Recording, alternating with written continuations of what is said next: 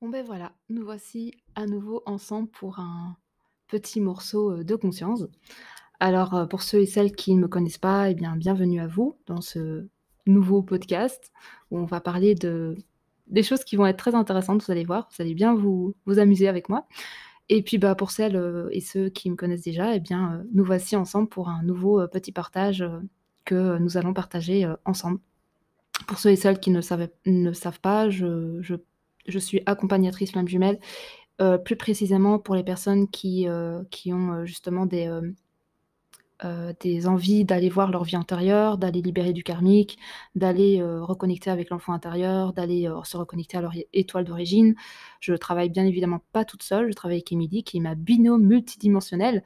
C'est une canal multidimensionnelle qui peut, vraiment aller voir dans les dimensions, tout ce qui s'y passe et aller voir tous les blocages de votre être qui vous empêchent de vous réaliser pleinement. Donc voilà, n'hésitez pas à regarder un petit peu dans la barre de description, vous allez trouver vraiment toutes les informations. Il y a aussi des diagnostics, des séances individuelles avec moi, il y a mon e-book gratuit, n'hésitez pas à en profiter. Donc voilà, n'hésitez pas à vous balader un petit peu, dans la barre de description et voir, tout ce qui, vous intéresse et me poser des questions si vous voulez par Messenger, via mon groupe Renaître ensemble ou bien, directement sur, bah, en commentaire aussi si vous voulez. Donc voilà, n'hésitez pas à me contacter si vous voulez avoir plus d'informations. Alors, ce podcast ne va pas parler à tout le monde, j'en suis consciente. Mais ça parlera à certains et certaines. C'est pour ça que je le fais. Quand je décide de faire un podcast, c'est parce que je reçois l'information que c'est nécessaire et que ça pourrait porter, à certaines, personnes et flammes jumelles aussi. Et puis, bah, c'est aussi mon expérience, mais j'y avais jamais pensé. Ce qui s'est passé, c'est que j'ai échangé avec une flamme jumelle hier et j'ai discuté de nutrition et je savais pas qu'en fait, il y avait quelque chose à faire par rapport à ça. Parce que j'ai arrêté depuis un petit moment. J'étais coach sportif et nutritionniste pendant 10 ans. Donc tout ça, je connais très bien et j'ai parlé avec cette, flamme jumelle et elle me parlait qu'elle avait des désordres intestinaux et je me suis dit: «Tiens, c'est intéressant» et ce que je me suis rendu compte, c'est que j'ai pourquoi je vous partage ça? Parce que je sais qu'il y a des flammes jumelles, que ce soit hommes et femmes, qui, de par une enfance, bah, voilà, une enfance qui a pas été facile à vivre, on est devenu en quelque sorte très rigide avec soi et bien manger, c'est bien, je suis d'accord. Faire du sport, c'est bien, c'est très bien. Par contre, moi, de mon côté, c'est peut-être pas votre expérience aussi, mais en tout cas, moi, de mon côté, au niveau de mon expérience personnelle, de ma vie, j'ai été quelqu'un qui, au niveau nutritionnel et au niveau sportif, j'étais, obsédée par tout ça. J'ai eu une période où, je ne vivais que ça, je ne mangeais que ça, voilà, j'étais complètement obsédée par, ma mon physique, par mon enveloppe corporelle, par, voilà, par l'extérieur, par, tout ce que je pouvais, créer comme changement, physique et c'était vraiment une obsession et ça en devenait même limite une maladie. J'ai vécu des phases dans ma vie où j'ai fait de la boulimie, de l'anorexie, des choses comme ça, hein, donc ça a été très difficile au niveau nutritionnel. Il faut savoir que déjà les troubles, alimentaires, c'est dû à une enfance, qui a pas été évidente. Souvent, pour les personnes que je connais en tout cas qui ont vécu ça, c'est souvent dû à une enfance pas évidente, que ce soit au niveau de papa, maman, ou même, après. On se réfugie dans la nourriture, on peut éventuellement faire de l'anorexie parce qu'au contraire, on a juste envie de disparaître et on mange plus et en fait, ce que je me suis rendu compte, que ce soit pour la boulimie ou l'anorexie, il y a une sorte de encore une fois, on parle de juge intérieur, mais il y a une forme de contrôle et de dureté et d'autorité et en fait, ce qui se passe, c'est qu'on le fait pas, hein, consciemment, c'est toujours très inconscient, mais pourtant c'est bien là. Et en fait, vu qu'on ne peut pas tout contrôler et que dans notre enfance, ben, souvent on a eu des parents qui contrôlaient vraiment trop notre vie et on n'avait pas du tout de liberté de manger ce qu'on voulait, de faire ce qu'on voulait. On était très emprisonnés, en fait, très enfermés dans une sorte de famille qui était très autoritaire et qui nous laissait vraiment pas notre espace d'évolution et de voilà, de grandir, par notre propre envie et propre couleur et on a été vraiment, enfermés et obligés à vibrer d'une certaine façon, de dire les choses d'une certaine façon, de manger d'une certaine façon et tout. Bah, quand on grandit, vu qu'on n'a pas pu, vivre comme on voulait, eh bien, on reproduit ça en soi, en fait, d'une certaine façon et on commence à s'obliger certaines choses. Par exemple, moi, je sais que pendant un moment, quand j'ai commencé à m'intéresser à tout ça, déjà, j'avais pas d'amour de moi-même, j'avais hem, un très gros manque de confiance en moi, un désamour total, vraiment, vraiment très fortement. J'attendais vraiment, des signes de l'extérieur pour me sentir aimée et tout ça, c'était catastrophique, même si voilà, c'est mon expérience aussi. Mais on va dire que mon enfance et toute ma famille m'a beaucoup, enfin ça m'a beaucoup chamboulée dans mon identité et quand j'ai grandi, ben, en fait, vu qu'à l'intérieur c'était le bordel, bah, j'ai tout misé sur l'extérieur. J'ai tout misé sur l'extérieur, j'ai commencé à vouloir, contrôler mon physique, j'ai commencé à vouloir contrôler mon alimentation parce que je savais que l'alimentation avait un impact sur le physique. Donc j'ai commencé à me rendre compte qu'il y avait des calories, donc que certains aliments, bah, ça créait, un changement corporel qui ne me plaisait pas spécialement. Donc je suis passée par l'anorexie, puis ensuite la boulimie. J'ai eu beaucoup, d'événements dans ma vie où en fait, je me suis, réfugiée dans la nourriture et j'ai aussi, comment dire? J'ai aussi, eu cette impression qu'en contrôlant mon alimentation, c'était comme si je contrôlais ma vie, alors qu'en faisant ça, j'étais juste en train de prendre mon enfant intérieur, de lui mettre un bon scotch sur la bouche, le mettre dans une cave, fermer la porte à clé et ne plus jamais l'écouter. Parce qu'en fait, on parle beaucoup de l'enfant intérieur, de la joie, de la bonne humeur, de la spontanéité, mais en fait, l'alimentation, c'est aussi spontané. Quand on voit un enfant manger, c'est pas, il mange pas du poulet, du riz et des brocolis. Un enfant, il va te dire, «Maman, je veux une glace». Et ta maman, elle va dire: «Oui, mais tu dois terminer ton assiette». «Mais maman, j'ai déjà mangé un peu». «Non, mais tu as terminé ton assiette». «Non, mais moi je veux plus, j'ai plus envie, j'ai mangé, ce que je voulais, maintenant je veux ma glace». Bah, l'enfant sait, en fait. Il va pas il sait qu'il y a des choses qu'il doit manger et je dis pas qu'il faut vous il faut, vous nourrir de glace ou nourrir votre enfant de glace. Non, c'est pas ça. Mais il faut vous écouter, en fait et l'enfant, il va manger un petit peu de son assiette et après il va penser au dessert parce qu'il y a aussi un plaisir dans l'alimentation. C'est pas: «Je vais manger des brocolis, du riz et du poulet et même si c'est vraiment infect, bah, je vais me pousser à manger ça parce que c'est ça qui est bon». Et ben, le problème, c'est que l'alimentation, c'est un plaisir avant tout et moi, durant toute cette période, j'ai mangé pour avoir un certain physique. J'ai mangé pour, la santé, parce que je pensais que manger comme ça, ben, ça me permettait d'être, en santé. Alors certes, oui, c'était bon pour la santé, mais j'étais pas bien, j'étais malheureuse, je me privais, je mangeais des choses qui étaient pas spécialement bons, j'avais des problèmes au niveau, intestinaux, j'avais des problèmes au niveau, de l'estomac, des problèmes de digestion, j'avais des brûlures d'estomac. J'étais pas bien dans mon corps et pourtant, dans ma tête, c'était: «Ah super, je mange des brocolis, du poulet, du riz, voilà, mon corps il est comme ci, comme ça, je le contrôle, je le contrôle, je contrôle, je contrôlais mon corps», heu, mais trop en fait, d'une façon obsessionnelle en fait. Je ne laissais pas mon corps vivre. Pareil pour le sport, j'étais une obsédée, j'étais tout le temps en salle, quasi tous les jours et je me reposais pas et quand je sentais que mon corps, il avait envie de se reposer, c'est hors de question que je l'écoutais. Je continuais jusqu'à quand il a mal de chez mal et jusqu'à quand mes courbatures sont vraiment trop importantes pour, faire, quoi que ce soit comme mouvement. C'était une obsession. Mais l'obsession, elle ne vient pas, comme ça. Une obsession, elle vient d'un traumatisme. Et c'est pareil pour, la cigarette, c'est pareil pour l'alcool, c'est pareil pour, la sexualité, qui voilà, qui devient une obsession aussi où en fait on peut pas s'en passer. C'est pareil pour la nourriture, c'est pareil pour, le sport. Ça en fait, dès qu'il y a une obsession, dès qu'il y a quelque chose que vous ne pouvez pas vous en passer, qui devient, limite, que ça dans votre vie et qui prend toute la place, eh bien, il y a de fortes chances que ce soit, ça a été créé à partir d'un trauma.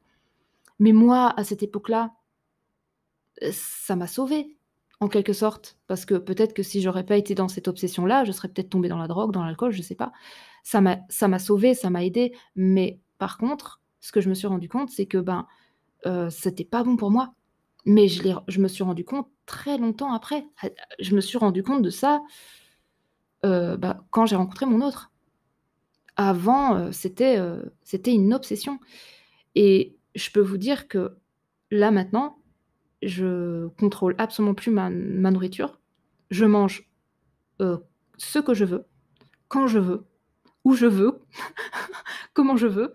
Je ne suis plus du tout dans cette obsession, corporelle en disant: «Ouh là là, ça je peux pas manger parce que ci, parce que ça». Absolument pas.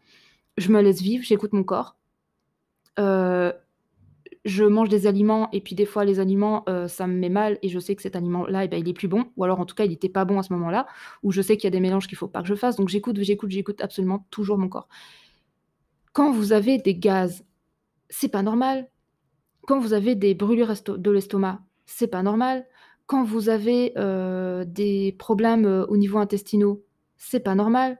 Tout ça, c'est des messages de votre corps pour vous dire: «C'est pas normal» et vu qu'on n'a pas été habitué d'écouter sa tête, mais d'écouter plutôt son corps d'écouter, d'écouter sa tête au lieu de son corps et que sa tête te dit: «Ah non, mais ça, c'est bien, mange des brocolis, du poulet et du riz», alors que votre corps, il a juste pas envie de manger ça et limite, il a même du mal à digérer ça. Ben, vous écoutez, que votre tête encore une fois et votre corps en fait, il vous alerte, il vous envoie des messages et vous écoutez pas et vous pensez que c'est normal d'avoir des problèmes gastriques, d'avoir des problèmes de brûlure d'estomac, que c'est tout ça n'est pas normal. Un corps sain qui est bien, il n'a pas tous ces inconforts et c'est pas une question de ce que vous allez manger, c'est une question de: est-ce que vous vous écoutez? Est-ce que vous vous écoutez, en fait? Encore une fois, on parle d'écoute de soi. C'est toujours la même chose, c'est est-ce que vous écoutez votre corps ou est-ce que vous écoutez votre tête qui dit: «Il faut que tu manges de la soupe, il faut que tu manges des brocolis, il faut que tu manges du riz, du poulet, parce que c'est ça qui est bon, il faut manger des légumes, des légumes, des légumes». Non, il y a trop de fibres. Il y a beaucoup de gens qui mangent trop de fibres et ils se retrouvent avec des ballonnements en veux-tu, en voilà et ils se trouvent ça normal parce que ça fait tellement longtemps qu'ils ont des ballonnements que limite c'est leur norme. Mais non, trop de fibres ou peut-être des mélanges qui sont pas adaptés et tout ça, en fait, c'est des messages du corps et bon, moi, j'ai parlé donc avec cette flamme jumelle et je lui ai expliqué que tout ce qu'il vivait, c'était pas normal et que il était invité vraiment à observer son corps et les messages de son corps et peut-être éliminer certaines choses pour voir si c'est ces choses-là qui lui créaient ces inconforts-là et puis rajouter petit à petit d'autres aliments et essayer de voir s'il y a pas des mélanges qui sont pas très appropriés pour lui. Notre corps, il est notre plus précieux messager. Il nous parle tout le temps. Et ce que je me suis rendu compte aussi, bon ça c'est depuis que j'ai rencontré mon hôte, donc tout ça, ben, c'est parti, c'est parti à la poubelle parce que j'ai vécu ma nuit noire de l'âme et un tout petit peu avant ma nuit noire de l'âme, j'ai perdu l'appétit, mon appétit, elle a été, coupée en 2 et j'ai rien fait pour ça parce que ça s'est fait comme ça. J'ai commencé à libérer beaucoup d'émotionnel et je me suis rendu compte qu'en fait l'émotionnel était, une part de moi qui me faisait manger en fait en outrance et sans écouter vraiment, les messages de mon corps. Et je pensais que voilà, en faisant beaucoup de sport, en mangeant vraiment, bien, d'une certaine façon et avoir une diète carrée avec, macronutriments, lipides, glucides, protéines, avec, calcul des calories par jour, avec MyFitnessPal et en veux-tu, en voilà, sur, le contrôle de mon corps, ça allait me permettre de trouver un équilibre. Mais en fait, c'était complètement déséquilibré. Je mangeais plus par plaisir, je calculais tout le temps les calories, donc je me faisais pas spécialement plaisir et j'écoutais pas mon corps, j'écoutais juste ma tête et puis, mon MyFitnessPal, si je pouvais manger ça, ben et que j'avais encore, une partie de calories, possible, bah, du coup, je le mangeais, mais si c'était pas possible, bah, je m'en privais et puis j'allais dormir avec le ventre, qui était, vide et j'avais hyper faim, donc je dormais mal ou alors, j'avais les fameux cheat meals pour ceux qui connaissent, qui font: «Ah, ben le week-end, la diète, c'est fini, on s'empiffre de plein de merde, des chips, des trucs sucrés, des trucs, super gras, des trucs, transformés, n'importe quoi et j'ai vécu tout ça. J'ai vécu cette dynamique de, je me restreins toute la semaine et puis le week-end, je me lâche. C'est une catastrophe. C'est une catastrophe, en fait. C'est vraiment, enfin, je l'ai vécu parce que je devais le vivre, mais c'est une catastrophe. Pour votre organisme, c'est une catastrophe. Pour, le système digestif, c'est une catastrophe et moi je m'en rendais pas compte et j'étais pas bien au niveau digestif, je digérais pas bien, physiquement ça bougeait pas des masses non plus, j'étais pas spécialement heureuse et en paix avec moi-même et pourtant j'ai continué très longtemps en pensant que c'était un équilibre sain, que et c'était tout le contraire en fait qu'on m'invitait à faire. C'est de lâcher cette autorité avec moi-même, cette obsession, c'est ce contrôle comme ça obsédé, par rapport au physique, par rapport à mon assiette et Et en fait, ce qui s'est passé, c'est que, ben, quand j'ai rencontré mon autre, ça s'est cassé, en fait. Parce que de toute façon, quand vous rencontrez votre autre, tout ce qui n'est pas juste, tout ce qui n'est pas aligné à votre âme, tout ce qui n'est pas, connecté à votre cœur, tout ce qui n'est pas en alignement avec qui vous êtes vraiment, tout se casse. Tout se casse, tout s'effondre. Pas pour votre mal, pour votre bien, en fait, c'est pour vous dire: «Écoute, c'est terminé ça, c'est pas aligné, c'est n'importe quoi, c'est à partir d'une blessure que tu as créé tout ça, c'est pas un comportement normal, c'est un comportement dysfonctionnel et c'est plus OK» et donc ça s'effondre et du coup, moi, c'est ce qui s'est passé, c'est que ma déjà, mon comment dire ça? Déjà, j'ai plus pu aller en salle, ça s'est bloqué, j'étais trop sensible, j'étais devenue trop sensible aux énergies. Ensuite, ben, j'ai plus aller en salle, donc j'ai essayé de m'entraîner, comme je pouvais, sur place, chez moi avec, du matos. J'ai acheté, voilà, certains élastiques et tout ça pour continuer. Mais je sentais que c'était plus pareil déjà. C'était vraiment, bizarre, mais c'était plus pareil. Et pour l'alimentation, pareil, j'avais ma diète avec, mes macros et tout ça et je voulais absolument, suivre, mes calories, mais je n'arrivais plus à manger. J'arrivais plus à manger, les portions que je m'étais, dit de manger pour changer mon physique.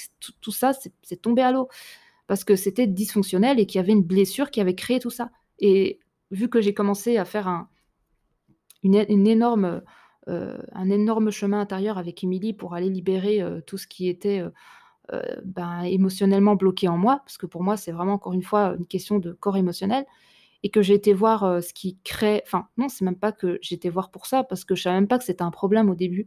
Je pensais que c'était naturel de contrôler son alimentation, de faire attention à son physique, de faire attention à ce qu'on mangeait et les carences et ci et ça. Je pensais que tout ça, c'était normal parce que c'était devenu ma norme. Mais quand j'ai commencé à libérer au niveau de mon corps émotionnel tout ce qui a fait que j'étais devenue comme ça, bah, tout ça s'est effondré.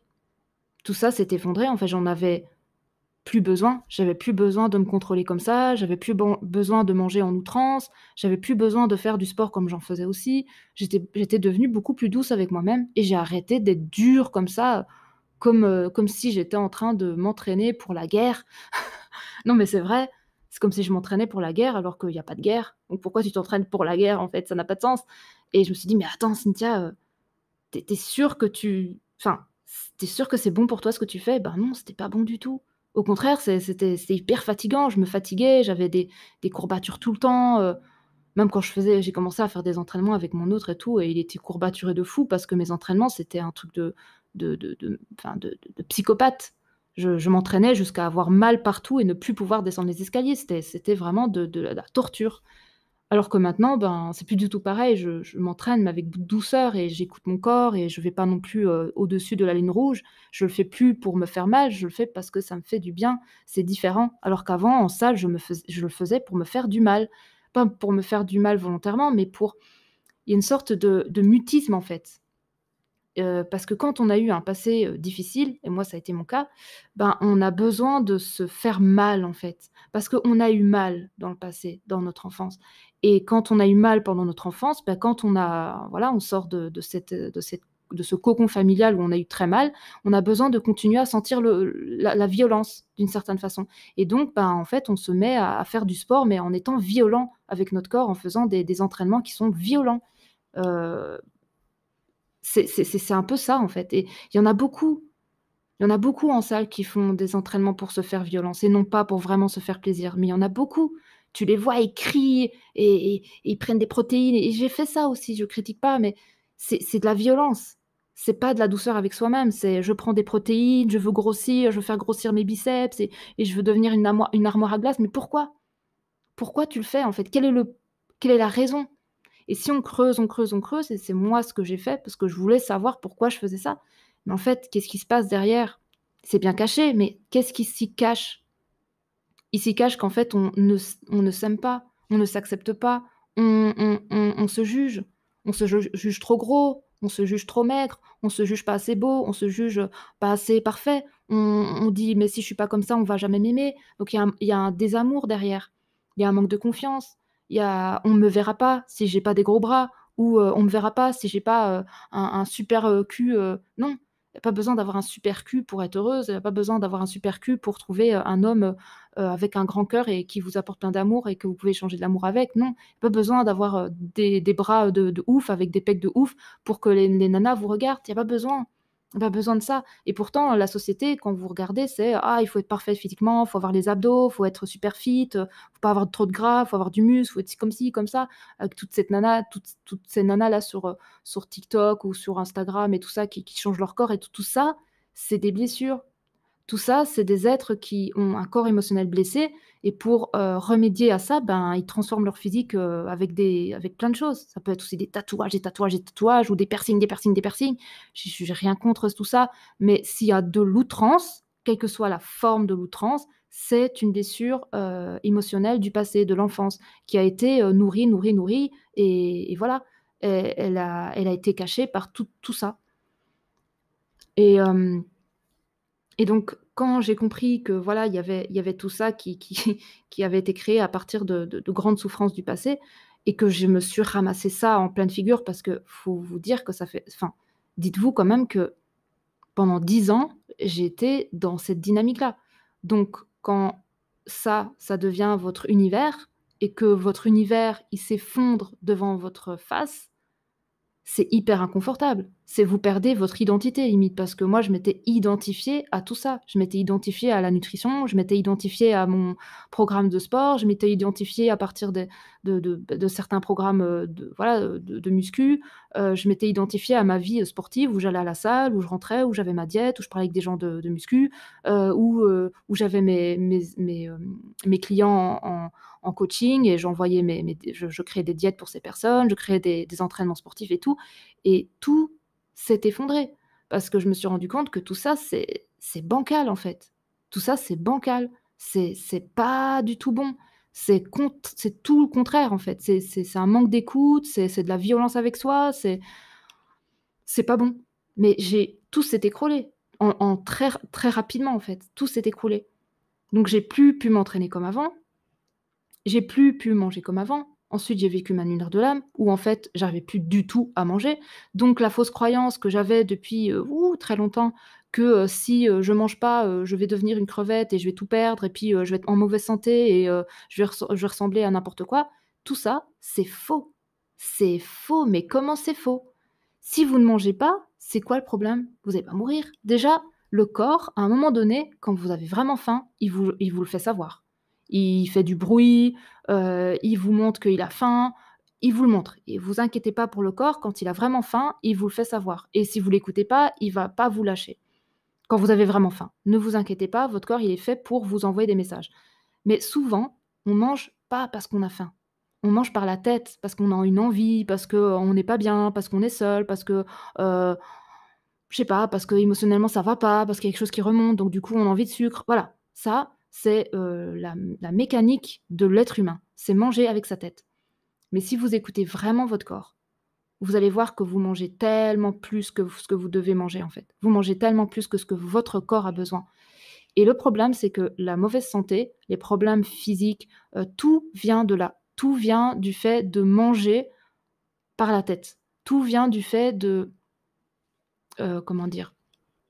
D'avoir une obsession, par rapport à ce que la tête vous dit et ne pas écouter votre corps. Tout vient de manger, parce qu'il faut manger, parce que c'est l'heure. Ah, il est midi, il faut manger. Ah, le matin, il faut absolument manger.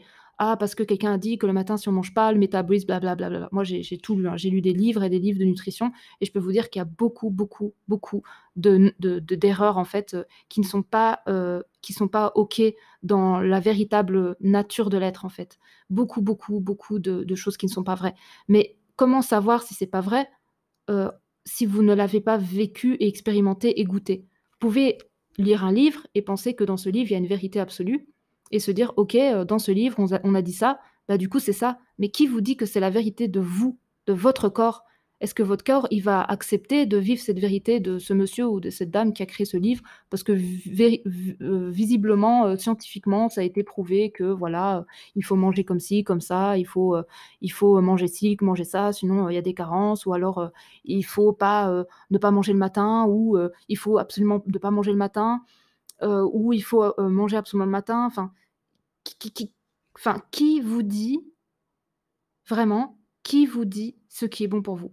Est-ce que vous pensez qu'un livre qui est même, peut-être, vendu à des millions d'exemplaires, on s'en fout, par, je ne sais pas quel nutritionniste qui a fait des hautes études, je ne sais pas quoi non plus, qui vous dit mieux que vous-même ce que votre corps a besoin. Personne d'autre que vous-même.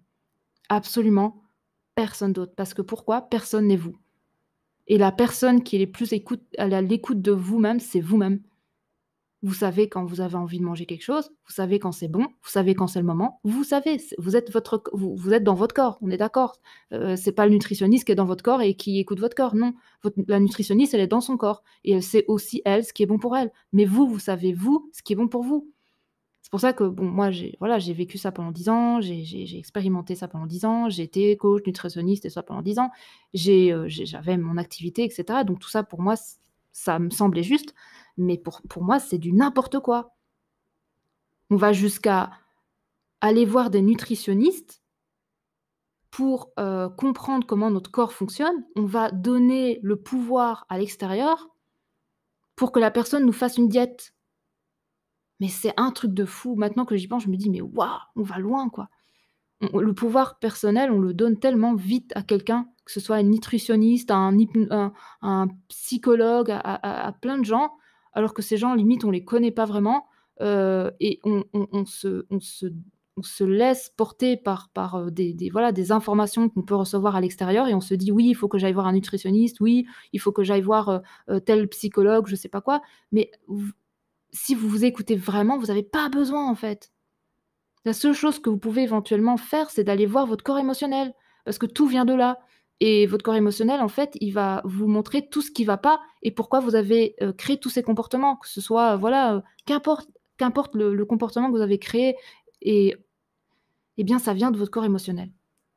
Ça vient que de votre corps émotionnel et bien sûr, quand vous allez voir la nutritionniste, elle va pas vous parler de votre corps émotionnel. Elle va peut-être, si vous lui parlez éventuellement de crise, de boulimie ou d'anorexie ou je ne sais pas quoi, elle va peut-être vous dire: «Ah ben je vous invite à aller voir un psychologue et d'en parler avec quelqu'un qui pourra écouter, votre, voilà, vos problèmes intérieurs et tout ça». Voilà, elle va vous dire ça. Mais elle va pas vous dire: «Ah mais votre corps émotionnel, voilà, ça a créé, des désordres nutritionnels». Non, elle va pas vous parler de ça. Parce qu'elle ne le sait même pas elle-même et qui sait que cette nutritionniste, elle a pas aussi des troubles alimentaires? Elle vous le dit pas, elle va pas vous dire: «Bon, bah, écoute, moi aussi j'ai des troubles alimentaires, je vais dans mon frigo à minuit et puis je mange la glace». Elle va pas vous dire ça, parce que sinon elle n'est pas crédible. Mais qui vous dit que la nutritionniste, elle est pas, elle est pas au même stade que vous, elle est pas justement en train de pas du tout gérer son alimentation, mais bon, c'est son métier, donc il faut qu'elle fasse, bonne figure et qu'elle vous dit: «Bah oui, il faut que tu manges ça, ça, ça, ça, ça, puis ça, puis ça» et elle fait des copier-coller et elle donne à des autres gens et puis voilà. Et puis vous rentrez chez vous, vous faites, bah, vous avez payé donc voilà, vous essayez de respecter ce que la nutritionniste, elle a dit que vous devez manger, donc vous commencez à manger des aliments qui sont peut-être pas appropriés pour vous. Vous commencez à manger des aliments qui vous plaît pas spécialement au niveau gustatif et vous sentez, voilà, vous savez que vous êtes en train de suivre une certaine alimentation parce que vous voulez changer, peut-être perdre du poids ou peut-être prendre du poids ou j'en sais rien. En tout cas, changer votre physique et vous sentir mieux et qu'est-ce qui se passe? Vous vous sentez encore moins bien. Et je dis pas ça pour tout le monde. Il y a des personnes qui ont été voir des nutritionnistes et tout ça ou je sais pas, des personnes qui s'occupent de la nutrition et qui ont eu de très bons résultats et qui au contraire, se sont, rééquilibrées. Mais je peux vous dire qu'il y a plus de gens qui ont déséquilibré leur, état que des gens qui ont trouvé un équilibre. Parce que l'équilibre, il vient avec soi-même. Avec soi-même. Tout vient avec soi-même. C'est soi-même avec soi-même. Toujours, toujours, toujours, toujours. Donc si, par exemple, imaginons, la nutritionniste, elle vous dit: «Vous devez manger, je sais pas moi, 1 800 calories ou 1 200 ou 1 500» et que vous, dans votre corps, vous avez besoin que de 1 000 calories. Parce que vous avez des grandes phases où vous n'avez pas faim. Mais la nutritionniste, elle vous dit: «Attention, hein, faut manger toutes les 2 heures, toutes les 3 heures et les collations aussi, hein, attention, hein, parce que sinon ça va déséq». Ça va pas en fait, ça va pas du tout. Hem, il y a quelque chose qu'on ne nous apprend pas, c'est d'écouter notre corps, en fait. Parce que notre corps, il va nous dire toujours quand c'est le moment de manger. Et si vous passez toute une journée à ne pas manger parce que vous n'avez pas faim et que vous mangez que le soir, c'est quoi le problème? Si vous n'avez pas faim, c'est que votre corps n'en a pas besoin. On est d'accord? Et c'est pas parce que vous allez pas manger que vous allez mourir ou que vous allez faire chuter votre métabolisme et tous ces trucs-là. Et je sais qu'il y a des livres qui expliquent: «Oui, si vous mangez pas, vous allez faire chuter votre métabolisme», mais c'est pas vrai. C'est pas vrai. C'est encore une, pour moi, c'est encore quelque chose qui est peut-être vrai pour certaines personnes, mais pourquoi ce serait vrai pour tout le monde? Ça n'a pas de sens. Alors pourquoi les praniques, ceux qui se nourrissent d'énergie, ne font pas chuter leur métabolisme? Pourtant, ils mangent rien, hein, ils se nourrissent d'énergie et pourtant ils ont pas de problème physique, ils perdent pas de muscle, leur métabolisme ne chute pas. Donc on voit très bien qu'il y a des choses qui ne sont pas vraies. Il faut savoir aussi qu'il y a un grand, comment dire ça? Une grande vague, de marketing, que ce soit au niveau des compléments alimentaires, que ce soit au niveau de tout ce qui est, tu sais, vous savez les carences qu'on peut avoir éventuellement si on prend pas certains compléments alimentaires ou si on mange pas certains aliments, on va, être carencé et tout ça. Il y a tout ce qui est marketing, compléments alimentaires, il y a tout ce qui est marketing nutritionniste, il y a tout ce qui est marketing coach en nutrition. Tout ça, c'est là pour vendre. Mais si vous voyez un pranique qui se nourrit d'énergie, vous voyez très bien qu'il n'est pas mort. Il est pas mort et il est même mieux en meilleure santé qu'une personne qui a, plein de compléments alimentaires et qui mange, toutes les 3 heures. Vous voyez bien que quelqu'un qui mange, peut-être 1 fois ou 2 fois ou 3 fois par jour se sent mieux qu'une personne qui mange, toutes les 3 heures et qui mange en plus des collations en plus. Au niveau digestif, c'est une catastrophe pour la condition, enfin, pour la biologie humaine. Parce qu'il y a des temps, comme n'importe quoi, le repos, le sommeil et le réveil, tout est cycle et il y a des moments où en fait vous allez manger et il y a des moments où vous n'avez pas besoin de manger et le problème, c'est qu'on est dans une société où en fait la nourriture, elle est trop présente et même quand on prend, le train et tout ça, il y a toujours des petites boulangeries. On nous incite à toujours manger. Sachez quand même que quand vous mangez, 70 de votre énergie est envoyée à la digestion. C'est énorme. Il reste plus que 30 pour faire tout le reste. Et pourquoi, certaines personnes en éveil de conscience, en éveil spirituel, en tout cas qui s'éveillent, à des dimensions supérieures à eux-mêmes, mangent moins, mangent presque plus même? Parce que l'énergie que vous avez besoin pour libérer peut-être certaines mémoires ou peut-être pour faire monter votre, taux vibratoire, eh ben, cette énergie, elle a besoin d'être présente. On a vous votre corps, a besoin d'être, pleinement en énergie pour pouvoir transformer cela. C'est pour ça qu'il y a des personnes qui, quand ils sont dans ce lien, ne mangent presque plus parce qu'il y a énormément de transformations, il y a des libérations de mémoire et donc cette énergie doit être au service de la transformation et non pas de la digestion. Donc ne vous inquiétez pas, si voilà, vous écoutez, ce podcast, que vous êtes dans un lien de flamme jumelle ou que vous êtes dans un processus d'éveil, que vous êtes en train de moins manger, voire plus du tout manger et ne vous tracassez pas. C'est totalement normal, c'est un cycle naturel et des fois, vous allez avoir envie de manger un peu plus ou peut-être que vous allez avoir plus d'appétit ou peut-être que vous allez, je sais pas, pendant une semaine, beaucoup mieux manger que pendant la semaine d'avant, juste parce que votre corps avait besoin d'énergie pour faire sa transformation et qu'à un moment donné, de toute façon, tout va se réguler. Mais c'est pas grave de pas manger, en fait. Il y a rien de grave, il y a aucune alarme. Au contraire, moins manger et pas manger est mieux que trop manger. Trop manger, c'est plus grave que pas manger. Et le problème, c'est que le monde a changé ça, ça a switché. C'est pas manger, c'est plus grave que ouais, c'est ça. Pas manger, c'est plus grave que trop manger. Alors que c'est le contraire. On est trop nombreux à trop manger et on n'est pas assez nombreux à ne pas manger quand on n'a pas faim. Il y a plus de gens qui mangent trop que des personnes qui mangent pas assez. On est plus invité à ne pas manger que de trop manger. Ne pas avoir un petit peu faim, c'est pas grave. Par contre, trop manger et trop manger souvent, c'est très grave. Parce que toute votre énergie, elle va aller dans votre digestion. Donc elle pourra même pas, faire recirculer, les cellules, donc elle pourra pas régénérer les cellules. Elle sera empêchée par exemple, libérer certaines toxines de votre organisme parce que les toxines de l'organisme, elles sont libérées quand, il y a pas de nourriture il y a pas d'énergie qui sont envoyées pour digérer. Donc si vous êtes tout le temps en train de digérer, bah, votre corps, il ne fait que digérer. Il ne peut pas aller, libérer, certaines toxines de votre corps, il ne peut pas aller, recycler certaines cellules, il peut pas. Il a pas l'énergie pour, il a pas l'espace pour. Par contre, si vous arrêtez de manger pendant un moment, vous laissez votre corps se régénérer et en plus, je vais vous donner un truc qui est vrai, vous pouvez même regarder sur internet si vous voulez. Plus les personnes vont moins manger et plus les personnes, en fait, vont rester jeunes. Pourquoi? Encore une fois, c'est une question de régénération. Le corps se régénère tout le temps. Si vous laissez l'espace à votre corps de se régénérer, votre corps va toujours se régénérer. Donc les rides vont pas venir, enfin, les rides vont venir très, très lentement. Vous allez vous sentir plus en énergie, vous allez avoir une meilleure peau, vous allez avoir tout meilleur. Parce que le corps, c'est comme une entreprise, enfin, c'est comme pas une entreprise, mais comme une machine qui tourne constamment et qui est autogénératrice, en fait. Il y a besoin de rien pour s'autogénérer, se régénérer. Toutes vos cellules se régénèrent tout le temps, c'est tout le temps en mouvement. Votre organisme aussi. Mais si vous bloquez parce que vous mangez trop et que vous laissez pas cet espace de digestion, vous laissez pas cet espace de rien parce que vous êtes tout le temps en train de digérer à votre corps, ben votre corps il peut pas envoyer cette énergie ailleurs pour créer autre chose, pour aller peut-être libérer des toxines, pour peut-être aller régénérer certaines cellules, des choses comme ça. Vous êtes tout le temps en train de digérer, donc vous envoyez tout le temps l'énergie à la digestion. Donc, si là, vous êtes dans un espace, et bien sûr, ça parlera pas à tout le monde, mais si vous êtes dans un espace où vous avez moins envie de manger, eh bien, mangez pas, mangez moins. C'est pas grave, tout est OK. Et vous allez voir, vous allez vous sentir mieux si vous écoutez votre corps qui n'a pas envie de manger ou qui a envie de manger moins.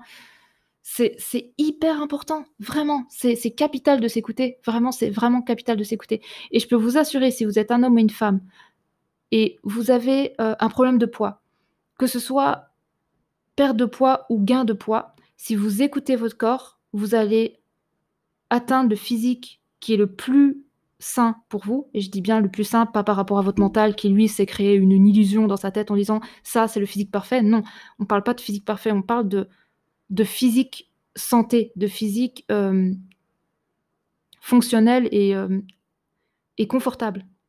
Pas un physique idéal que vous voyez sur Instagram, ça n'existe pas et c'est pas bon pour la santé.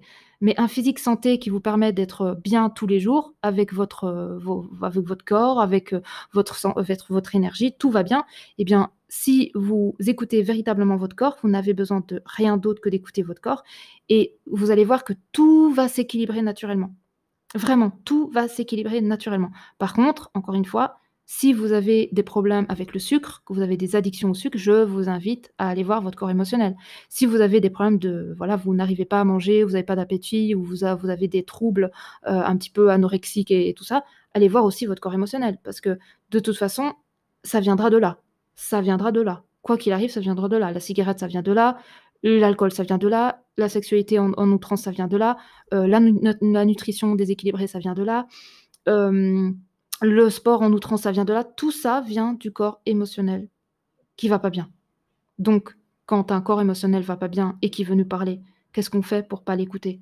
On boit de l'alcool, on fume, on a de la sexualité en obsession. Donc on est sur des sites de rencontres, on a besoin de recevoir de l'amour, d'un homme ou d'une femme si on est un homme et on a besoin de présence, on a besoin de contact physique, mais en outrance, vraiment en mode obsession et on peut pas rester tout seul, il faut absolument qu'il y ait quelqu'un qui est dans notre lit, voilà, il y a un problème. Hem, Si vous avez, problème de sucre, pareil, tout ce qui bouche, hem et qui crée une sorte d'addiction, c'est le corps émotionnel. C'est le corps émotionnel. Allez voir votre corps émotionnel, ça vient de là. C'est l'enfance. C'est l'enfance. Même si ça a l'air d'être complètement dingue, c'est l'enfance et ça peut venir de très loin et ça peut être très, très bien caché. Donc je vous assure que si vous allez voir votre corps émotionnel, les addictions que vous avez aujourd'hui, elles vont totalement disparaître et vous allez retrouver un équilibre, quelle que soit, l'addiction que vous êtes en train de subir, parce que vous ne pouvez pas maîtriser ça. Parce que souvent, c'est tellement plus fort et c'est normal, c'est une protection.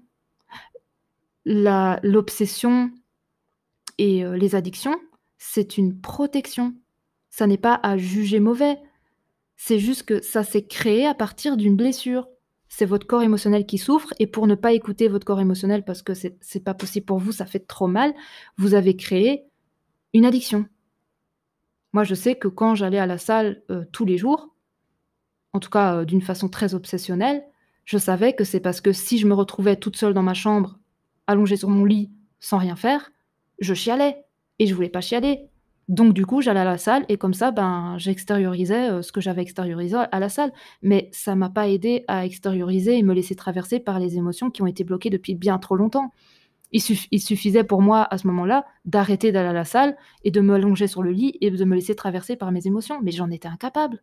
C'était trop dur. Dès que je sentais que ça remontait, fallait que j'aille à la salle, fallait que je fasse quelque chose, soit aller courir, voilà, fallait que je sois dans l'action parce que si j'étais dans l'inaction, ah c'était la merde et la première chose qu'Émilie m'a dit durant mon premier coaching qui date depuis que j'ai fait, c'était quand l'année début d'année je pense, début d'année non, non, non, pas début d'année, avant, c'était en 2020, janvier 2000 non, oh je sais plus, en tout cas ça fait longtemps.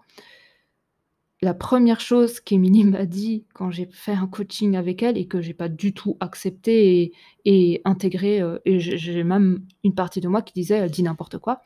Elle m'a dit: «La première chose Cynthia que tu es invitée à faire, c'est de goûter à l'inaction». J'ai fait: «Mais Émilie, ça n'existe pas dans mon ça n'existe pas dans mon dictionnaire en fait, l'inaction. Ça n'a jamais existé et ça n'existera jamais». Elle m'a dit: «Mais pourtant c'est bien là qu'il faut que tu ailles». Je l'ai regardée avec des grands yeux et j'étais choquée. Je dis: «Putain, c'est pour prendre un coaching, et qu'on me dit que je dois vivre l'inaction, c'est bon quoi». Et j'avais toutes mes parts, rebelles en fait qui ont rejeté complètement, cette phrase qu'Émilie m'a dite et pourtant c'était la phrase qui a changé ma vie. Pourtant, je l'ai pas du tout intégrée tout de suite parce que quand on a un corps émotionnel qui va pas bien, l'inaction, elle est impossible. Vous retrouvez seul avec vous-même, assis dans un espace où il y a rien, personne, pas de bruit, rien du tout. Ah ben, je peux vous inviter à le faire quand vous avez un corps émotionnel, c'est impossible, hein. C'est impossible. Vous allez tout avoir qui remonte. Il y a toutes les émotions qui vont remonter et ça va vous faire tellement peur que vous allez commencer à dire: «Non, non, non, non, non, non, non, attends, faut que je trouve quelque chose pour, soit la cigarette, soit l'alcool, soit je sais pas, mais il faut ah non, non, non, je veux pas revivre ça» et c'est normal, c'est une protection. Tout ce qui est addiction, l'action est une addiction aussi, la suraction est une addiction. Le côt le s le, l'hypercontrôle est aussi une addiction. L'hypercontrôle, ça peut être hypercontrôle sur tout, la nutrition, enfin sur les gens, sur, la façon de manger, sur la tout. En fait, on peut devenir hyper contrôlant sur tout et c'est une addiction. C'est une addiction qui nous empêche de lâcher prise. C'est une addiction qui nous empêche de nous écouter. C'est une addiction qui nous empêche de nous laisser traverser par les émotions, donc par notre corps émotionnel. Et sincèrement, si j'aurais pas rencontré Émilie et qu'elle m'aurait pas, libérée d'une certaine façon, mon corps émotionnel, bah, j'aurais jamais pu arriver à ce que où j'en suis aujourd'hui, mais vraiment, vraiment pas. J'ai une gratitude infinie pour cette personne, pour cette femme, incroyable. Elle est juste extraordinaire. Elle m'a libérée, elle m'a libéré mon corps émotionnel, maintenant je peux me poser, pendant des heures toute seule avec moi, je suis très bien et je peux même, bah, parler avec mon moi ascensionné et puis parler avec mes guides et je suis en pleine expansion quand je me retrouve avec moi-même, mais c'était pas le cas il y a quelques mois ou il y a quelques années, c'était impossible. C'était la mort si je me retrouvais seule et limite, j'avais même très peur de me retrouver seule et quand j'étais seule, je mettais la télé à fond, comme ça me donnait l'impression de pas être seule, mais c'était vraiment une grande peur, un grand traumatisme, que j'avais à l'intérieur de moi et ça m'empêchait vraiment de me retrouver avec moi-même, c'était même impossible et quand on était ensemble, dans les débuts des mois où on était ensemble et qui me disait: «Il faut que tu ailles en toi». Je lui dis: «Mais j'ai rien à faire à aller en moi, en fait, il y a rien en moi, tout est vide». Mais non, bien sûr que tout est pas vide, tout est complet, tout est plein, mais plein de traumas, plein de blessures, plein de peurs, plein de ci, plein de ça. Et on n'a pas du tout envie d'aller voir ce qui se passe à l'intérieur de soi parce qu'on sait très bien, au fond, ce qu'il y a dedans. Mais on veut pas aller dedans, on veut pas commencer à fouiller, on veut pas aller dans la cave et prendre les cartons et commencer à sortir ce qu'il y a dans les cartons. On veut garder les cartons pleins de poussière dans la cave et dire: «Non, il y a rien». Pourtant, tant que les cartons sont dans la cave avec tout ça, ça ne vous apportera absolument pas de paix, ça vous apportera que des addictions, ça vous apportera que de la souffrance, ça vous apportera que du déséquilibre, que de l'inconfort et ça va pas vous apporter, la joie que vous désirez tant. Il faut aller voir les cartons dans la cave et si vous allez pas voir les cartons dans la cave et ben, vous allez vivre une vie très compliquée. Mais on n'a pas envie d'aller voir les cartons dans la cave, on a envie de les laisser bien là et dire qu'ils n'existent pas. Pourtant, c'est bien à ce niveau-là qu'il faut aller. Donc je sais que, ben, moi, j'avais des trop grands cartons. Il y avait trop de trucs, trop, voilà et je sais que j'aurais pas pu le faire toute seule. Jamais de la vie, jamais, jamais, c'était trop dur. C'est trop dur, c'est trop intense, c'était trop je pouvais pas. Et quand mon autre disait: «Rentre en toi», je dis: «Non, j'ai pas envie. J'ai pas envie de laisse-moi tranquille, j'ai pas envie de rentrer en moi, c'est bon. Je suis très bien comme ça» et pourtant il dit: «Mais c'est là, dedans, en toi, que tout se trouve». Il me disait tout le temps ça, il me disait: «Mais Cynthia, ton trésor, il est à l'intérieur de toi, il est pas à l'extérieur. Je ne suis pas ton trésor, il est dans ton cœur, il est à l'intérieur de toi, mais tu dois plonger en toi». Et moi, à chaque fois, je disais: «Mais non, il y a rien, tu te rends pas compte» et je pleurais. Je pleurais quand il me disait ça parce que je savais qu'il avait raison, mais je pouvais pas. J'ai dit: «J'ai trop peur de moi». Et il me disait: je sais que tu as peur de toi, mais il va falloir que tu rentres en toi, tu as pas le choix. C'est là-bas que tout se trouve, en fait et si tu te fuis et ben, voilà, tu vas à l'opposé du chemin, d'éveil. Parce que le chemin d'éveil, c'est en soi. C'est plonger en soi, c'est aller à l'intérieur de soi, c'est pas aller à l'extérieur, c'est en soi, tout se passe en soi et c'est pas on n'a pas envie. On préfère aller voir les problèmes des autres, on préfère s'occuper des problèmes des autres, on préfère, porter, le profil du sauveur et dire: «Ah bah, je vais pouvoir, le sauver parce que, j'ai les clés pour lui». Mais est-ce que soi, on prend le temps d'aller en soi? Non, on le fait pas, personne le fait. Quasi personne le fait et quand on commence à le faire, ben, on voit que ouais, ouh, ah ouais, OK, ouh, doucement. On y va doucement, hein, on y va doucement. Mais pourtant, c'est là le secret de tout, c'est d'aller en soi. C'est le secret, c'est la porte, c'est ce que vous voulez, c'est le trésor, c'est la clé, tout est en soi. Mais personne ne le fait. Personne. Il y a même des personnes qui sont thérapeutes, qui font des accompagnements, qui demandent des sommes astronomiques pour faire des accompagnements pour les autres. Est-ce que ces personnes, vous pensez qu'elles sont toutes allées en elles et qu'elles ont été voir leur part, d'ombre? Bah, je peux vous dire que non. Il y a très peu de personnes qui vont voir en eux ce qui se passe. Beaucoup, très, très peu. Je dis pas qu'il y en a pas, mais il y en a très peu. Pourquoi? Parce que ça fait très peur et qu'on préfère, devenir thérapeute, on préfère s'occuper des autres que d'aller en soi. C'est ça, qui se passe et que j'observe. Parce que je contacte aussi des personnes qui sont dans ces métiers-là et je peux vous dire que quand je parle avec elles, je comprends qu'elles ont pas du tout été en elles et qu'il y a encore énormément de traumatismes bien ancrés et qui créent du désordre, en fait et c'est même ces personnes-là qui ont le plus peur. C'est ça qui est fou. C'est ça qui est fou parce que, enfin, je me dis: «Mais une personne qui est thérapeute et qui aide les personnes justement à rentrer en elles et aller chercher ces choses-là en elles, ça devrait être justement des personnes qui sont le plus ouverts à aller en elles aussi». Eh ben non, c'est le contraire. C'est ce que j'observe. C'est que les personnes qui sont thérapeutes et qui font ces métiers-là de voilà, de d'accompagnement et d'aide, aux personnes pour faire un chemin intérieur et ben souvent ces personnes-là, elles ont très, très, très peur d'aller en elles. C'est limite, une phobie, quoi. Et après c'est OK, elles vivent comme ça, c'est peut-être aussi leur chemin, mais pour moi, si vous n'allez pas en vous, vous passez à côté de votre vie. Si vous n'allez pas en vous, vous passez à côté de votre plein potentiel créateur. Parce que tant que vous avez des traumatismes et des cartons dans votre cave qui vous empêchent d'être vous-même, même si vous devenez thérapeute et que vous avez l'impression que: «Oh c'est génial, j'ai aidé quelqu'un à libérer quelque chose», si vous, vous libérez pas, bah, certes, vous vous occupez de l'autre, mais de vous, vous en occupez pas et la première personne à s'en occuper, c'est nous-mêmes. C'est la première personne qu'on doit s'occuper de soi. C'est la première personne. C'est pas l'autre, c'est pas le client, c'est pas, la personne qu'on a en accompagnement, c'est soi et moi, j'aurais pu très bien vivre cette dynamique-là de voilà, d'être vers l'autre et puis moi, voilà, mais la vie la vie m'a pas laissé le choix, hein. La vie m'a dit: «Non, Cynthia, tu fuiras pas, tu te fuiras pas. Non, non, non. Certes, oui, je sais, tu veux aider ton prochain. Tu veux être coach, tu veux aider les gens à manger mieux, tu veux aider les gens à transformer leur physique, tu veux aider les gens à se sentir mieux. Oui, c'est bien. Mais toi? Et toi alors?» Parce que moi, c'est ce que j'ai fait ça pendant 10 ans. J'ai aidé des gens à perdre du poids, j'ai aidé des gens à prendre du poids, j'ai aidé les gens à avoir une meilleure alimentation, j'ai aidé les gens à se sentir mieux. Mais moi, est-ce que j'étais bien? Non, j'étais vraiment pas bien. Dès que la personne, voilà, l'accompagnement était fini ou le coaching ou la séance, je me retrouvais chez moi, je me sentais pas bien. Il y a un problème et il y a un problème. Je fais autour de moi du bien, mais je me fais pas du bien à moi-même. Donc quand j'ai rencontré mon autre, ah, je suis pas passée à côté de moi, hein. Ah là, ton autre, il te met, en face de toi-même et il te dit, «Tu vas te regarder, hein, là, c'est fini, hein. C'est fini de te fuir, c'est fini de faire genre, tout va bien chez moi. Non, non, non, non, tout va très mal chez toi. Va dans ta cave et tu vas voir». Et en fait, ben, là, la vie m'a mis, Émilie sur mon chemin et mon autre, voilà, 2 et là, c'est fini. J'ai plus pu me fuir parce que les 2, ils m'ont pas laissé tranquille. Ils ont été voir dans la cave et ils m'ont sorti tous les cartons et j'ai même pas eu le temps de descendre dans la cave qu'ils m'ont sorti tous les cartons et ils me l'ont mis dans le salon et ils ont dit: «Je suis désolée, tu vas t'en occuper et c'est fini maintenant d'être sur les autres, en aidant les autres et tout ça. Non, non, non, tu vas d'abord t'occuper de toi, de tes cartons et ensuite quand tu te seras occupé de tes cartons, là, tu pourras peut-être éventuellement guider les gens à aller voir leurs cartons.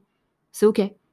Mais tu vas pas les aider à fouiller leurs cartons, tu vas les guider vers leurs cartons et puis, bah, tu pourras les accompagner éventuellement à traverser leurs cartons. Mais c'est pas toi qui va faire, leur travail à leur place. Non, tu vas juste les guider et c'est ce que je fais moi en séance avec Émilie, c'est qu'on guide la personne et on traverse avec la personne, on l'accompagne dans la traversée de l'exploration des cartons, donc du corps émotionnel. Mais d'abord, on m'a dit: «Tu vas t'occuper de toi». C'est pour ça que j'ai fait des séances avec Émilie, beaucoup, beaucoup, beaucoup et mon autre pareil.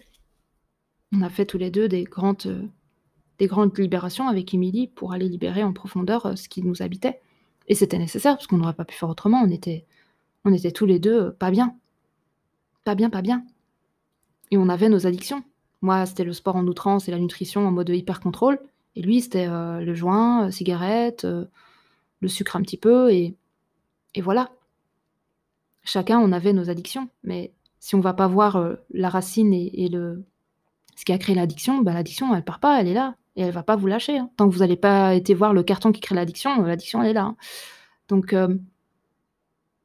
je voulais vous partager ça parce qu'en fait, on parle beaucoup de spiritualité, d'éveil de conscience, de libération de plein de choses, des vies antérieures et tout ça. Mais il y a aussi votre corps et votre corps, en fait, c'est votre véhicule corporel, pour toute votre vie. Vous n'avez pas changé de corps. Et il est sacré, c'est votre temple sacré et c'est dans ce corps que votre énergie se dépose. Donc si votre corps il va pas bien, bah, en fait, ça bloque complètement la comment dire? La lumière de venir s'installer en vous. Parce qu'une lumière, c'est un taux vibratoire très élevé et si votre corps il est pas capable de supporter cette lumière, bah, en fait, il pourra pas descendre. Donc le corps, il est important qu'il va bien. Donc si vous sentez que voilà, vous devez bouger, bah, bougez. Si vous sentez que vous devez pas manger parce que votre corps il en a pas besoin, bah, mangez pas et n'ayez pas peur de voilà, de faire chuter votre métabolisme ou je ne sais pas quoi, ça n'existe pas. Si vous avez envie de manger, juste du sucre parce que c'est votre corps, demande juste du sucre, bah, mangez que du sucre. Si vous avez envie de manger que du salé, bah, mangez que du salé. Si vous avez envie de manger plus, bah, vous mangez plus. Si vous n'avez pas envie de manger, bah, vous mangez pas. Vous écoutez-vous, si un matin, vous avez envie de manger, bah, mangez le matin. Si un matin vous n'avez pas envie de manger, bah, mangez pas le matin. Écoutez-vous parce que chaque jour est différent. Chaque jour, votre corps a besoin de choses différentes.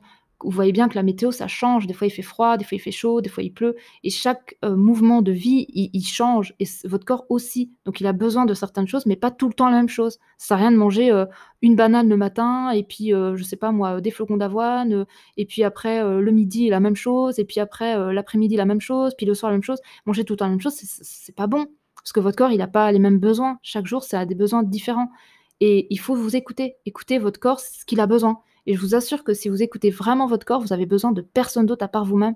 Vous écoutez et c'est tout et faites des tests. Voyez s'il y a des aliments qui passent plus, voyez s'il y a des mélanges d'aliments qui sont pas OK, voyez s'il y a certains aliments qui sont, plus appropriés pour vous, voyez s'il y a certains aliments que vous pouvez plus manger du tout. Ne jugez pas certains aliments qui pour vous, dans votre tête, n'est pas bon. Par exemple, moi, franchement, j'aurais jamais imaginé que enfin, que je mangerais des glaces, genre, tous les jours en mode, j'ai envie de manger une glace, je mange une glace. Je m j'en je On m'aurait dit ça, j'aurais dit, n'importe quoi, la glace, c'est plein de sucre, produits transformés, c'est pas bon pour la santé, en plus ça fait grossir, c'est plein de sucre, ça sert à rien, il y a pas de nutriments dedans, blablabla, blablabla. Mais tout ça, OK, d'accord, c'est juste, mais on s'en fout, on s'en fout. Ça va pas nous tuer, manger une glace. Manger un morceau de chocolat, est-ce que ça va vous tuer? Non. Manger des M&M's, ça va vous tuer? Non. Même des cochonneries, on s'en fout. On va pas manger que des cochonneries. Je vous dis pas de manger que des glaces et que votre diète, enfin votre alimentation devienne que, sucrée et transformée. Non, ça c'est pas bon. Mais si vous avez envie de manger une glace tous les jours ou même 2, c'est quoi le problème? En fait, le problème, c'est pas de qu'est-ce que vous allez manger?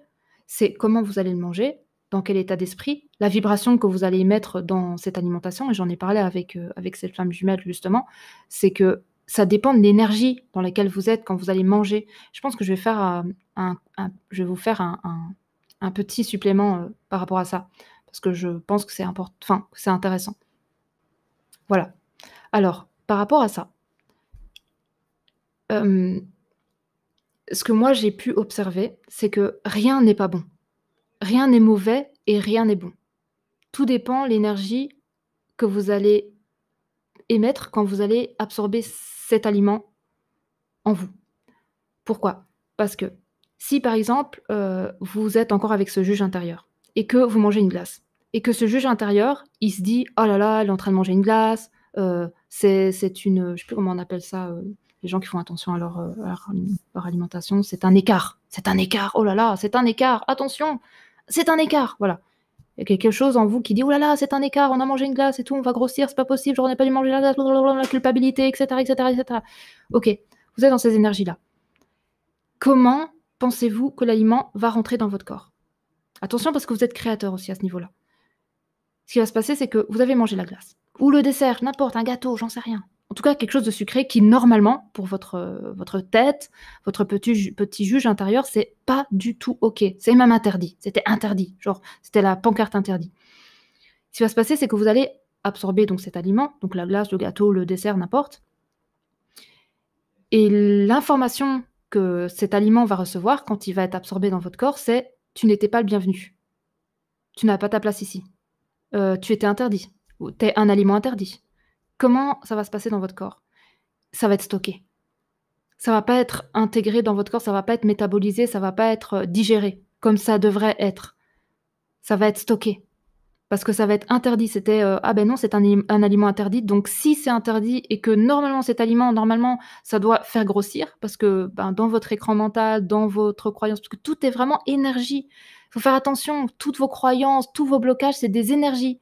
Donc si vous avez des fausses croyances qui dit, par exemple, dans votre esprit: «C'est un aliment interdit», si c'est un aliment interdit égal à ça me fait prendre du poids parce que c'est du sucre, parce que c'est un aliment transformé, donc c'est pas quelque chose qui est bon pour la santé et que blablabla et tous ces fausses croyances que vous avez mis sur une glace ou sur un gâteau, sur un dessert. Le problème, c'est que, vu que c'est une énergie, elle va recevoir l'information qu'elle n'est pas du tout la bienvenue et qu'en fait, de toute façon, elle ne peut que vous faire grossir. Ah oui, elle ne peut que vous faire grossir parce qu'elle a été, dans votre tableau, elle a été mise dans la colonne «ça fait grossir». Les gâteaux, les glaces, les chocolats, les trucs sucrés, les trucs gras, tout ça, c'est dans la catégorie «ça fait grossir» parce que vous avez lu des livres, les gens vous ont dit, vous avez peut-être été dans des séminaires, des ateliers, je ne sais pas quoi, qui vous parlent de nutrition et de voilà. Donc vous avez absorbé énormément d'informations et donc vous avez créé en vous des énergies, vous avez mis tous ces aliments dans une colonne «ça fait grossir». Qu'est-ce qui se passe quand vous mangez la glace ou le gâteau ou le dessert? Ça rentre dans votre corps et ça se met dans la catégorie «ça fait grossir». Pour répondre, bah, du coup, à votre vérité, parce que c'est devenu une vérité, bah oui, tous ces aliments font grossir. Tout le monde le dit, de toute façon, le monde le dit que ça fait grossir, donc on va pas contredire le monde. Ah non, on va jamais contredire le monde. C'est justement la programmation qui est magnifiquement bien faite. Donc on ne contredit pas le monde, parce que le monde connaît la vérité. Même si nous, on connaît mieux la vérité que le monde, mais bon, on préfère écouter le monde. On écoute le monde et donc cet aliment qui est dans cette fameuse colonne de «c'est interdit, ça fait grossir», reçoit l'information «ça fait grossir». Donc pour répondre à votre vérité qui est «ça fait grossir», qu'est-ce qui va se passer? Vous allez grossir. Donc vous allez monter sur la balance, vous allez prendre 1 kilogramme. Vous allez dire: «Bah, tu vois, je le savais, j'aurais pas dû manger ce gâteau ou cette glace ou ce dessert, tu vois? Je me suis laissé aller, j'aurais pas dû». Hop, qu'est-ce qui se passe? Juge intérieur, il commence à vous taper sur la tête: «Tu aurais pas dû, regarde, tu es une grosse vache, tu as pris 1 kilogramme et tout, je t'avais dit, il fallait pas manger le gâteau et tout. Tu vois, tu m'écoutes pas, je t'ai dit, c'était mauvais. C'était dans la catégorie des trucs qui font grossir, des trucs sucrés et tout. En plus, tu as promis depuis lundi, tu fais ta diète et tout et là, tu as mangé un gâteau avec ta copine et tout. Regarde maintenant, tu vas prendre du poids, tu vas devenir une grosse vache». Ouh là là! Tous ces trucs-là qui viennent dans ta tête et toi, tu arrives même plus à maîtriser ça parce que c'est en roue libre et toi, tu prends ça dans ta tête. Donc déjà, ben, super. Et en plus, sur le corps, ben, ça fait grossir. Ah oui, parce que ça a juste validé quelque chose que vous pensez fortement vous, en niveau énergétique. Donc vous avez juste créé ce que vous vibrez. Maintenant, je vais vous parler d'autre chose, donc un autre cas. Une personne c'est pour ça qu'on parle: «Oui, mais comment ça se fait que les personnes qui mangent de» il y a des personnes qui sont genre pas gros et ils mangent n'importe quoi et ils sont pas gros. Mais ils sont pas différents de vous, ils ont pas vous n'avez pas un problème, ils sont pas, comment dire? Ils sont pas, ils ont pas plus de chance que vous. Ils ont pas un métabolisme, et ça aussi franchement j'ai appris ça quand j'ai fait mes études. Métabolisme lent, rapide, je sais pas quoi là, les métabolismes qui prennent du gras vite. C'est pas vrai! Tout ça, on vous met tout ça dans votre tête, vous êtes pas nés comme ça, on vous a dit: «Vous avez un métabolisme qui prend du gras et puis l'autre pas. L'autre il a de la chance, il reste tout mince» c'est pas vrai. Faut enlever ça de votre tête, c'est pas vrai, c'est des fausses croyances, c'est pas vrai. C'est pas vrai, je vous assure, c'est pas vrai. Faites le test, vous allez voir, c'est pas vrai. Il y a des personnes qui sont, minces et ils mangent des trucs, voilà, n'importe quoi, parce qu'ils n'ont pas ces fausses croyances que vous vous avez mis dans votre tête et je vous assure, je peux vous dire ça parce que moi-même je l'ai expérimenté. Je ne pourrais pas vous partager ça si je ne l'aurais pas expérimenté.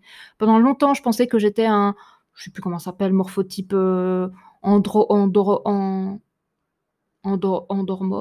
andromorphe ou un truc comme ça, enfin, il y a des termes. Et j'ai lu des livres et je me suis dit: «Oh c'est vrai, quand je mange du sucre et tout, je grossis vite, bla bla bla bla bla». C'est pas vrai, c'est juste que j'avais lu, mais le problème c'est que quand vous lisez quelque chose et que vous en faites votre vérité, qu'est-ce qui se passe dans votre corps? C'est votre vérité, ça en devient votre nouvelle réalité.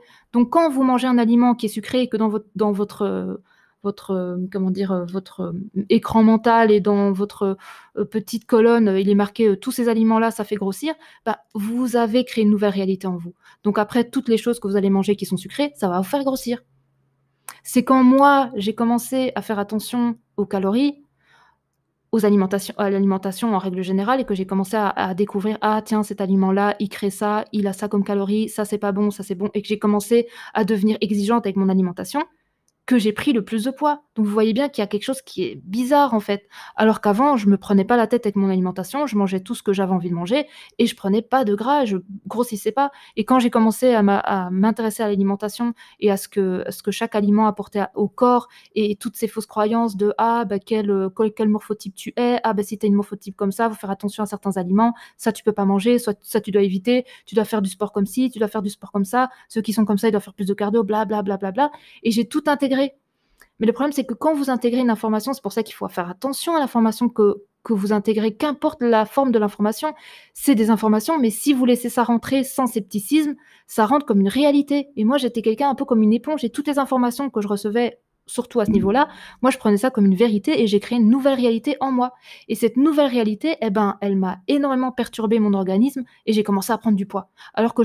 Alors que j'étais beaucoup plus à cheval sur ma nutrition, sur mon alimentation, ce que je mangeais, ce que je mettais dans mon assiette et j'ai commencé à prendre du poids et j'ai commencé à avoir plein de troubles, du comportement alimentaire. J'ai commencé à sentir que chaque aliment, bah, ça il y a des aliments qui me faisaient grossir donc je me privais. Il y a plein de choses que je mangeais plus, je jugeais même les autres qui en mangeaient. Enfin, c'est devenu catastrophique. C'est devenu un cauchemar, en fait. C'est vraiment devenu un cauchemar. Mais ce cauchemar, c'est moi qui l'ai créé. Il y a personne qui m'a dit, «Cynthia, voilà ta nouvelle réalité et maintenant tu vas croire à ça». Non, personne m'a dit ça. J'ai voulu expérimenter ça et c'est devenu ma nouvelle réalité et ma nouvelle réalité, j'étais devenue ma propre prison. J'étais enfermée dans ma propre prison avec la clé.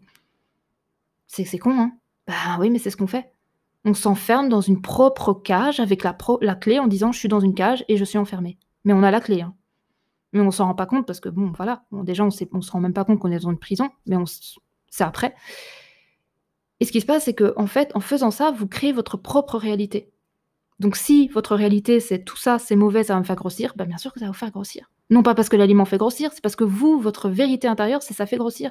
Donc pour répondre à l'énergie que vous vibrez, que c'est la vérité, que ça fait grossir, ben, vu que vous êtes créateur et que l'énergie est créatrice, ben, vous grossissez. Parce que de toute façon, vous l'avez décidé à l'intérieur de vous, c'est votre vérité. Donc elle ne peut être autrement. Vous pouvez changer votre réalité et votre vérité, mais tant que vous la changez pas et que pour vous ça fait grossir, bah, ça fera grossir. Et vous allez grossir, vous allez dire: «Ouais, de toute façon je le savais, ce gâteau ça fait grossir et ces glaces ça fait grossir», mais ça ne fait pas grossir. Ça ne fait pas grossir, c'est vous qui avez créé ça. C'est pour ça qu'il y a des gens qui mangent des glaces et plein de trucs, comme vous n'osez pas manger, parce qu'eux, ils n'ont pas cette réalité-là. Ils ne pensent même pas, «Ah tiens, la glace ça fait 300 calories» ou «Ah tiens, ce que je vais manger là, ça fait 1000 calories». S'en fout! Ils s'en foutent, ils mangent, voilà, ils mangent, ils se font plaisir, ils prennent du plaisir en plus à le manger, y a pas leur corps ne dit pas: «Oh là là, aliment interdit, attention, je vais grossir». Non, ils mangent, voilà. Ils se posent pas de questions: «Est-ce que je vais prendre 2 kilogrammes?» Ils mangent leur pizza, ils mangent leur glace, ils mangent leurs trucs et puis voilà, ils se posent pas de questions. Mais vous posez tellement de questions, en plus quand vous êtes en train d'ingérer l'aliment, qu'en fait cet aliment, il ne peut que vous faire du mal ou il ne peut que vous faire grossir parce que de toute façon, c'est votre réalité. Donc une personne qui n'a pas cette réalité-là va manger la glace ou l'aliment, le gâteau ou je sais pas quoi, va dire: «Bon, bah, je vais au restaurant, j'ai envie de me faire, un plaisir, je vais me prendre un dessert» ou «Je suis chez moi, j'ai envie de me prendre une glace, j'ai de la glace dans le congèle, je mange la glace» puis voilà. Pense pas à combien de calories, qu'est-ce que ça va faire à mon corps, ça rentre dans le corps et puis ça: «Oh super, c'est cool, ah c'est bon, c'est sucré, ah c'est cool, ça me fait du bien, ah ça me fait plaisir, ah bah je me sens bien».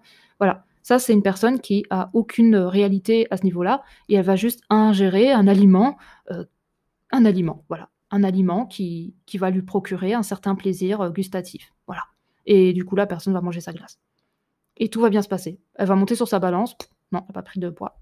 Bah, comment? Non pas parce que la personne, elle a de la chance parce qu'elle prend pas de poids, parce que la personne, elle n'a pas de réalité, ça ne dit pas en elle: «Ça va me faire grossir». Ça dit juste: «Oh, c'est bon». Bah, ça se termine, en fait. «Ah, c'est bon, la glace, c'est bon. Ah, c'est cool». Voilà, l'enfant intérieur, il est content, il a mangé sa glace. Voilà, il est content. Il a mangé son petit morceau de sucre, c'est tout. Et ça n'a pas changé quelque chose sur votre physique parce qu'il y a pas de fausse croyance, il y a pas de réalité qui dit, aliment interdit, aliment qui fait grossir. Ça dit juste: «Ah, c'est bon». Donc du coup, l'aliment, qu'est-ce qu'il reçoit comme information quand il descend dans le corps? C'est: «Ah, une glace. Ah, c'est bon. OK. Bon allez, hop, on l'intègre, on la métabolise, c'est du sucre, OK, ben vas-y, on la met, peut-être dans les stocks de glycogène et tout». Bon, je vais pas rentrer dans des détails et tout parce que sinon je vais vous faire un tout d'un truc parce que bon, moi j'ai étudié tout ça, mais voilà, ça rentre là-dedans et puis voilà, ça sera peut-être, ça servira peut-être pour demain quand vous aurez peut-être une activité un peu plus dynamique et tout, mais ça va pas stocker. Ça va tout simplement se mettre dans vos stocks de glycogène et c'est tout. Ça va pas vous faire grossir. Mais par contre, s'il y a une personne qui a cette réalité à l'intérieur d'elle, ça va vous faire grossir. Donc voyez quelles sont vos, croyances par rapport à ça et observez, quelle est la réalité que vous avez intégrée en vous par rapport à tout ce que vous avez pu lire sur la nutrition ou sur, l'alimentation. Parce que moi, c'est certain à 100 qu'une personne qui change ses croyances par rapport à la nutrition et à l'alimentation change son physique. N'a pas besoin de changer sa diète. Des fois, il y a des gens, ils mangent bien, ils sont gros. Bah, comment? Comment ça se fait? Alors certes, corps émotionnel, ben oui, il y a beaucoup d'émotions qui sont dans le corps et qui ne sont pas, spécialement du gras, mais qui sont, des le fait de pas pouvoir déstocker des comment dire ça? Des, comment ça s'appelle? Merde, j'ai un trou. Des toxines, voilà. Le corps peut assimiler enfin peut, comment dire? Garder, en lui, beaucoup de toxines parce que le corps émotionnel est trop chargé et le corps émotionnel bloque la libération des toxines. Ça aussi, j'ai observé. C'est qu'il y a beaucoup de personnes qui mangent bien, mais pourtant ils n'arrivent pas à faire descendre, leur poids et ils n'arrivent pas à perdre du poids parce qu'il y a énormément de toxines bloquées à travers un corps émotionnel bloqué aussi. Tant que le corps émotionnel est bloqué, le corps ne peut pas éliminer les toxines. Pour ça que plus vous allez libérer le corps émotionnel et plus les toxines de votre corps peuvent être évacuées. Moi, en tout cas, ça a été, hyper flagrant. Quand j'ai commencé à travailler sur mon corps émotionnel, toutes les toxines que mon corps a gardées, par rapport à des années et des années de blocage émotionnel, bah, toutes les toxines sont parties et j'ai perdu du poids en mode, hyper rapide. Pourtant, j'avais pas spécialement, arrêté de manger. Juste parce que mon corps émotionnel, en fait, a commencé à se libérer et donc toutes les toxines qui étaient bloquées aussi à ce niveau-là ont pu partir. Parce qu'il y a beaucoup de personnes qui pensent qu'en fait, c'est du gras, mais c'est souvent, un corps émotionnel bloqué et ça crée une sorte de vous êtes pas gras, mais vous êtes un peu gonflé. La rétention d'eau, ah la rétention d'eau, on parle beaucoup de rétention d'eau, mais c'est quoi la rétention d'eau? C'est un corps émotionnel bloqué. Ce n'est pas une question de sel ou tout ça, c'est un corps émotionnel blessé. Quand vous êtes pas bien, vous faites du stress et le stress, ça crée de la rétention d'eau. Tout ce qui est rétention d'eau, cortisol, le stress qui est l'hormone qui stimule le cortisol, bah, c'est tout ça en fait, c'est tout une mécanique et le corps il est hyper bien foutu en fait. Quand il vous montre qu'il fait la rétention d'eau, ben, allez voir ce qui se passe. C'est pas parce que vous mangez trop de sel, c'est parce que vous êtes pas bien dans vos émotions. C'est parce que vous avez un corps émotionnel bloqué, c'est parce que vous vous laissez pas traverser par vos énergies émotionnelles. Il y a toujours quelque chose qui est bloqué, toujours par rapport aux émotions. Tout ce qui est, heu, perturbation physique, quelle qu'elle soit, elle est liée au corps émotionnel. Toujours. Toujours au corps émotionnel.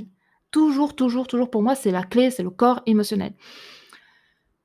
Donc, je voulais vous partager ça parce que je sais que beaucoup de personnes sont encore coincées dans des carcans, hem, physiques et ils pensent que voilà, c'est une fatalité. Eh bien non, ce n'est pas une fatalité. Vous pouvez tout changer parce que vous êtes absolument créateur de tout et vous avez juste à observer ce qui se passe en vous et à l'intérieur de vous, c'est comme si vous aviez un sorte de une s un une comme un peuple intérieur avec des lois, avec des règles et plein de choses et si vous sentez qu'il y a une règle ou une loi qui vous perturbe et qui vous met plus dans le mal que dans le bien, changez cette loi, changez cette règle. Vous êtes le boss de votre, univers intérieur. Vous êtes le boss de votre peuple. Personne n'est boss de votre peuple, c'est vous-même. Vous êtes vous êtes le boss de votre peuple. Donc si dans votre peuple, il y a des choses qui ne sont pas OK et qui vous créent beaucoup plus de mal que de bien dans votre vie, bah, changez ce mode de fonctionnement dans votre peuple. Il suffit juste de changer le mode de fonctionnement, mais déjà avant de pouvoir changer, il faut déjà observer le fonctionnement dysfonctionnel. Il faut déjà aller en soi et voir où le peuple, part en cacahuète. Ou quel est le la partie du peuple qui part en cacahuète? Et à ce moment-là, vous pouvez commencer à dire: «Ah bah tiens, dans cette partie de mon peuple, ça part en cacahuète. Bon OK, j'arrête». Par exemple, c'est pareil pour la nutrition, si vous sentez que c'est dans cette bride-là de votre peuple que ça part en cacahuète, changez votre mode de fonctionnement à ce niveau-là dans votre peuple. Changez la réalité que vous avez créée à partir de peut-être certaines choses que vous avez lues et changez ça. Et il y a une phrase qui dit, «Si vous voulez obtenir un changement, faut arrêter de faire la même chose constamment». Donc si ça fait des années que vous êtes en train de prendre des livres de nutrition et que vous avez été voir des nutritionnistes et des machins et que vous n'arrivez pas à perdre du poids ou à prendre du poids ou en tout cas à retrouver un équilibre à ce niveau-là, arrêtez en fait. Arrêtez de gaspiller votre argent et commencez à rentrer en vous, aller voir peut-être votre corps émotionnel, regardez ce qui se passe à ce niveau-là ou rentrer à l'intérieur de vous et regardez s'il y a pas des des endroits, qui vont pas bien et qui a créé des addictions ou justement des petits juges intérieurs qui vous empêchent de vous lâcher, quand vous avez envie de manger une glace et que qu'est-ce qui se passe quand vous mangez ce dessert? Enfin, tout c'est que de l'introspection et il suffit simplement de rentrer en soi. Vraiment, rentrer en soi, c'est la clé de la clé. C'est the clé, en fait. Pour tout, tout, tout, tout, tout, c'est la clé. C'est la clé et vous n'avez besoin de personne, à part vous-même et si vous sentez que vous avez besoin de quelqu'un pour aller voir votre corps émotionnel, prenez quelqu'un. Mais sinon, pour le reste, vous êtes vous avez tous les outils pour vous transformer comme vous voulez. Comme vous avez envie de vous transformer, vous pouvez vous transformer, vous avez absolument tous les outils. Donc vous avez juste à observer ce qui est chez vous n'est pas voilà, vous voulez plus, c'est fini, vous en avez marre. Allez voir pourquoi c'est dysfonctionnel, qu'est-ce qui a créé quoi, de comment, de d'où ça vient et changez ça et vous avez tous les outils pour. Et si vous n'avez pas suffisamment d'outils, que vous sentez que vous avez besoin d'un accompagnement pour aller voir ces boîtes-là dans le grenier, ben prenez, quelqu'un. Mais vous êtes déjà complet. Vous êtes déjà complet. Donc vous n'avez besoin d'absolument personne. Écoutez vraiment votre corps et votre corps, il va vous parler. Donc si vous voulez, voilà, heu, changer votre physique et que ça fait des années que c'est pas possible, eh bien, commencez à déjà écouter si vous avez faim. Mais vraiment faim, pas la tête, mais vraiment la faim du corps. Et si vous n'avez pas faim, mangez pas et c'est pas un problème, vous allez pas mourir, vous allez pas, faire chuter votre métabolisme ou être en carence ou ces choses-là, ça n'existe pas. La première nourriture, c'est l'énergie. L'énergie, c'est notre première nourriture. Moi, je suis sûre que d'ici peu, on ne mangera plus. On sera nourri par de l'énergie, comme les praniques qui le font très bien.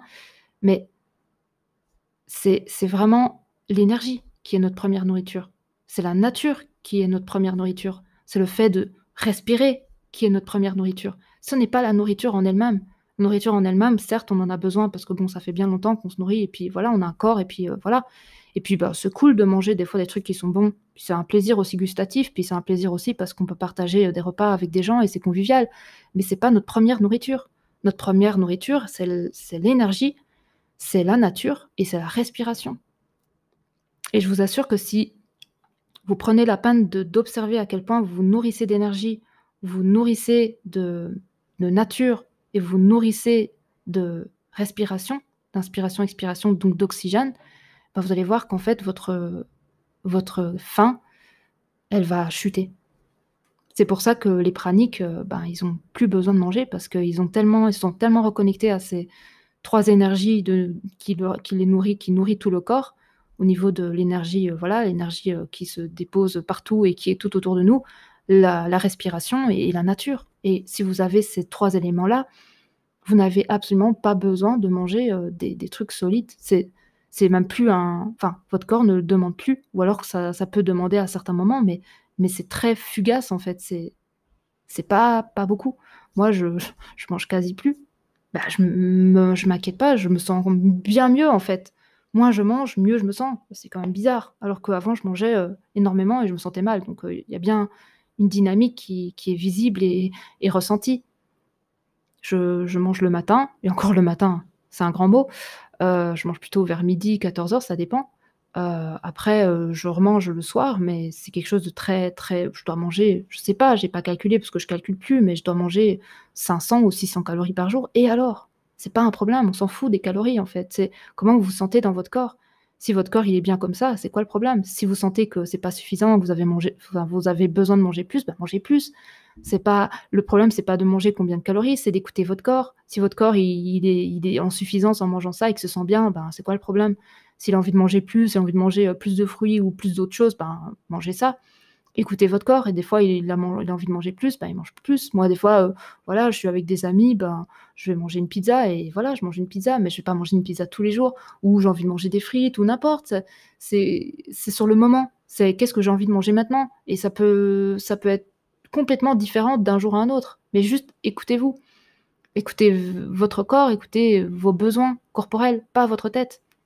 Et arrêtez de juger, avec votre tête, certains aliments qui, en étant jugés, rentrent dans votre corps avec un jugement très grand et vous fait, comment dire ça? Ça n'est et ne vous nourrit pas, en fait. Il vous fait plus de mal que de bien. Si vous jugez l'aliment et que vous le mangez, vous faites du mal. Alors que si vous bénissez l'aliment avant de le manger et je dis pas que vous devez faire une prière avant de manger, voilà, c'est pas ça. Mais juste l'énergie que vous allez apporter à l'aliment va créer ce qui va se passer en vous. Si vous mangez, quelque chose que vous jugez de mauvais, ben, c'est évident que quand vous allez l'ingérer, ce sera mauvais. Si vous mangez quelque chose que vous sentez que c'est bon pour vous, et que vous mettez de l'amour dessus et que vous êtes juste en train de dire: «Waouh, ça va être trop bien, c'est trop bon, en plus ça sent déjà trop bon, nanana» et que vous mangez ça, mais ça va vous faire du bien de ouf. Ça dépend comment pour tout, c'est pour tout en fait, tout ce que vous offrez à vous, que ce soit la nourriture, les paroles, tout en fait n'est qu'énergie, même la nourriture. Donc l'énergie que vous allez apporter sur ce quelque chose va créer soit du bien, soit du mal en vous et ce n'est pas l'aliment qui est mauvais, c'est comment vous allez, l'absorber qui est mauvais ou qui va être bon. C'est pourtant c'est pas comme ça qu'on nous éduque et c'est pas comme ça qu'on parle de enfin, on parle jamais de ça, à ce niveau-là. On parle: «Oui, ça c'est bon, ça c'est pas bon, l'aliment là il est bon, ça il est pas bon parce que lui il a la nutrition, nanana». Il y a tous des critères, nutritionnels, mais on parle jamais de comment on absorbe l'aliment. Est-ce que vous êtes quelqu'un qui mange vite? Est-ce que vous êtes quelqu'un qui absorbe de l'air quand vous mangez? Est-ce que vous parlez pendant que vous mangez? Est-ce que, je sais pas moi, est-ce que vous mâchez bien avant de d'avaler? Tout ça en fait, c'est plus important que l'aliment en lui-même. Parce que si vous mâchez pas bien, ben, digestion compliquée. Si vous avalez de l'air quand vous mangez, ben, vous risquez d'avoir des ballonnements. Si, vous, parlez en mangeant, ben, vous allez, voilà, absorber de l'air. Si, je sais pas moi, vous êtes stressé en mangeant, ben, ça va pas bien se passer. Si vous mangez vite, ben, oui, vous n'avez pas suffisamment mâché, donc au niveau de l'absorption, bah, ça sera compliqué. Donc c'est tout ça, c'est plus important que l'aliment en question et l'énergie dans laquelle vous allez manger aussi. Si vous êtes à table et qu'il y a du stress autour de vous, ben, oui, il y a de fortes chances que votre alimentation va choper toute cette énergie-là et donc ça va rentrer dans votre corps et puis ça va être stressant. Par contre, si vous mangez et qu'il y a de la paix autour de vous et que vous êtes calme et que vous mangez sereinement, sans regarder tout le temps l'heure parce que ça file et ça, c'est je sais que c'est pas facile dans cette, société, mais tout est possible de tout est possible. C'est mieux de pas manger, je vous assure, c'est mieux de pas manger que de manger stressé. Donc si vous travaillez et que vous avez une pause de 30 minutes, soit vous préparez quelque chose de facile à manger, donc pas trop de mâche, nin et puis comme ça, ben, vous pouvez manger lentement, que de manger un vrai repas où il faut mâcher et tout et vous avez 30 minutes et je sais, je peux vous parler de ça parce que moi, ben, j'ai travaillé, pendant 1 an dans une salle de sport et notre pause, elle était de 30 minutes et j'avais des ballonnements tout le temps parce que 30 minutes pour manger, en plus avec le stress à côté, c'était pas possible et même limite, je préférais ne pas manger que de manger parce que quand je mangeais dans cet espace-là, ben, c'était une catastrophe. Le corps n'est pas fait pour manger en 30 minutes avec du stress autour. Le corps, il est fait pour manger tranquillement, en étant pleinement présent, en prenant le temps de sentir l'aliment, de laisser l'aliment se digérer tranquillement, de bien mâcher, de pas parler en mangeant parce que quand vous parlez, vous absorbez de l'air, même si on a plein qui parlent en mangeant, mais bon, c'est pas vraiment ce qui est efficace le plus pour son corps. Et qu'est-ce que vous allez vibrer quand vous allez manger? Est-ce que vous allez critiquer ce que vous allez en train de manger? Est-ce que vous êtes déjà en train de critiquer, le pain au chocolat que vous allez manger? T Observez ce que vous toutes vos pensées, en fait. Toutes vos pensées, votre vibration, vos émotions, les énergies autour de vous. C'est ça qui est capital, en fait. C'est tout est là, tout est vraiment là et si vous commencez à observer véritablement tous ces petits détails, vous allez voir qu'en fait, toutes les réponses sont là, en fait. Vraiment, vraiment, vraiment, vraiment et que c'est pas un problème, vous avez pas un problème, vous êtes pas bizarre, vous avez pas, besoin de prendre des médicaments, vous avez pas besoin d'aller voir une nutritionniste, vous avez besoin de rien du tout. Vous avez juste besoin de vous observer. Vous avez juste besoin de redevenir conscient, en fait, de tout ça, de tout ce que vous êtes, parce que c'est ce que vous êtes et bien sûr que personne vous parlera de ça, parce que c'est déjà moi j'ai je peux vous parler de ça parce que j'ai la capacité de le faire parce que j'ai aussi beaucoup expérimenté et je me suis rendu compte de beaucoup de choses que je faisais et que je vivais avant et que maintenant, ben, j'observe beaucoup de choses différentes et je me dis: «Waouh, mais en fait, il y a tellement de trucs qui étaient pas vrais.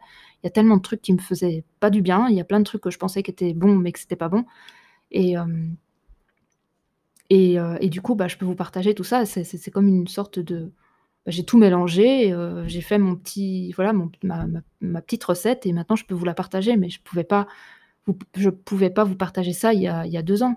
J'aurais pas tout ça. Parce que c'est en 2 ans que j'ai pu, récupérer des brides d'informations, de conscience, d'expérience, nin et j'ai tout mis ensemble et là maintenant je peux vous partager ça et ça me fait plaisir de vous partager ça parce que moi si j'aurais pu tomber sur ça il y a 2 ans, je me franchement j'aurais évité, de me faire autant de mal au corps en fait, même si ça fut une expérience.